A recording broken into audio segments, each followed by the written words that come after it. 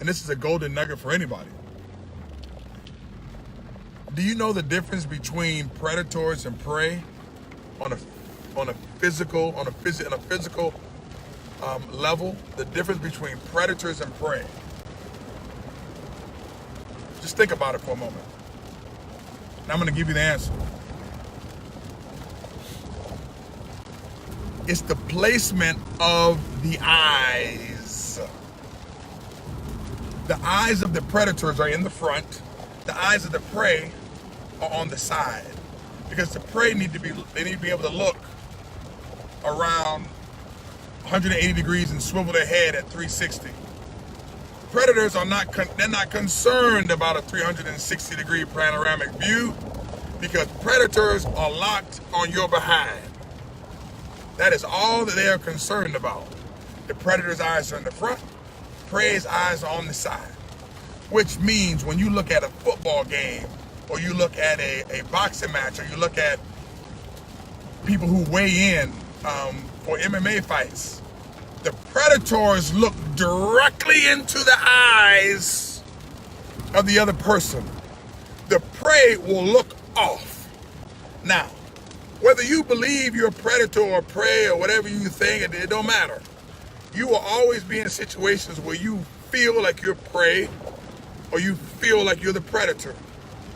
And the placement of your eyes will make the determination of that particular situation. If you look at children, because bullying is not a new phenomenon. The increase of bullying, it's not even a new phenomenon, okay? What has happened is more people are not used to personal and social interaction. They're not used to looking somebody in the eyes. People start believing this talk of what's called hypermasculinity. Listen, this is how men look at each other when they talk. You can believe it or you can not believe it. I've been a man for 43 years, and I'm telling you that if you can't teach your students how to do this, or your children how to look another person in the eye and speak with them and understand that it's not aggressive behavior, but it's how people communicate when they are intent on getting their message across and intent on listening to you and letting you know that they are not going to be put in the position of prey, that you're not teaching what your people need. You're not teaching what your children need. Because let me tell you something. One of the most crucial self-defense mechanism that you can teach is teaching your student how to look somebody in the eye when they shake their hand, not looking down at no phone. I have a rule in my dojo. I don't care if you are in my school or if you're not in my school. There are no children who can be in my practice, in my facility, on a device. iPad, iPhone, Kindle, tablet. Oh, I'm just reading bring a book. Not happening. The children on the side must interact with the parents interact with the children, because people need the reps of looking people in the face, saying good morning, good evening, how are you, my name is, what is your name, it's nice to speak to you, glad to meet you, have a great evening, have a good day. Those are personal skills for personal empowerment and personal wellness. People don't even understand that those are also spiritual reps. There's a reason why the Bible talks about where two or more are gathered. It's not just where they are gathered, but they have to not have their backs turned to each other, but they have to be gathered and be in spiritual tandem with each other. That does not happen without personal connection. You can be in a room with a bunch of people and have zero personal connection, and nobody in the room is empowered. There's no empowerment without the personal connection, which actually falls under the umbrella of spiritual connection.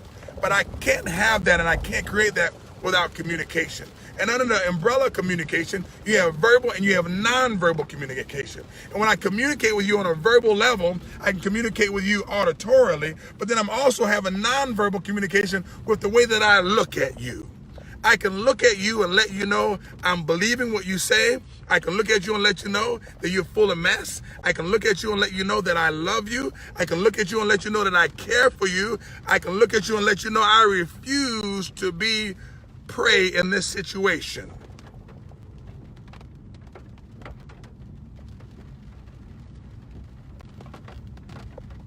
Reminds me of a poem that I learned back in 1993, and I'm not going to recite the whole thing, but because some people need to hear it and go find it on their own. The line is, when you are up against a trouble, meet it squarely, face to face. See, these people are so used to looking off, not looking these people in the face. They're used to. Let me tell you what a bad self-defense rep. A bad self-defense rep is when you believe. Now I could get into it now because I'm pulling up to the house. A bad self-defense rep, when you believe you could talk trash to people over the phone, through text and voice notes.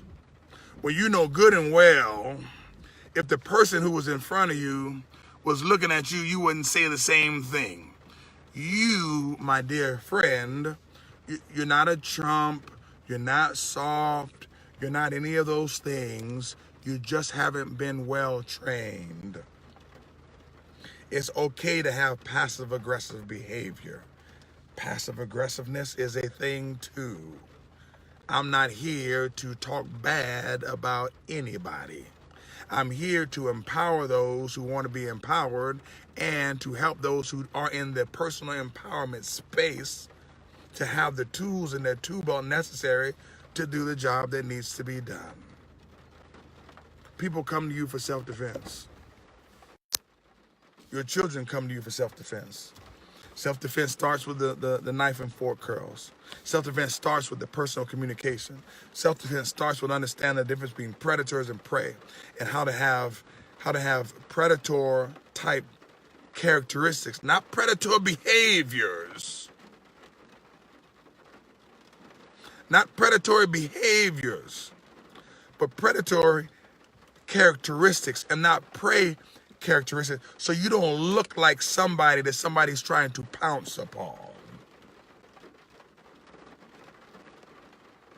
I had a rough conversation in the dojo the other day, but it was a real conversation.